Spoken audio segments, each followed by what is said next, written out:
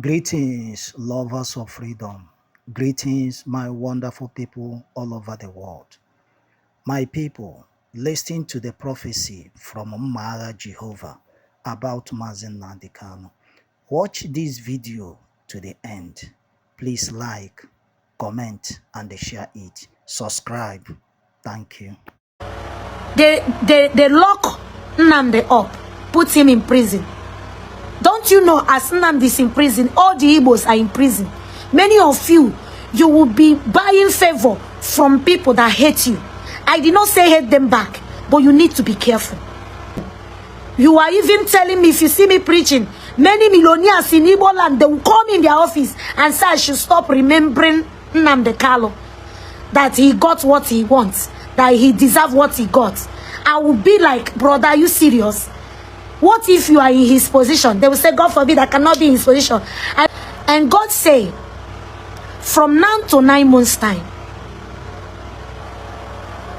pray very well. Let Nnamdi Kanu come out. Because I saw when Nnamdi Kanu died. And the death, the death brought disaster. Even me that is talking to you, I ran inside forest. I went there to go and build this ancient house, Ula Akreka. I went there. I carry so many people. Because that place, I hide them. I told God to surround it with wall of fire, and he did it for me. It was a terrible, great problem. Let us be praying. My prayer, let Nnamdi not die, because the outcome will not be that beautiful. I want everybody to live in peace. Since I entered this life, I've never seen Igbo people happy. I always witness Igbos as slave people. I wish God would just break the record the way he broke the record of Israelites in the land of Egypt. I wish his promises will just come to pass sharply, ASAP.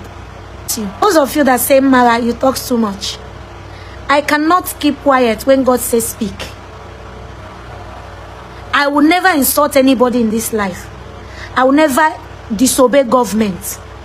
I will never dishonor them. But I will only speak when God asks me to.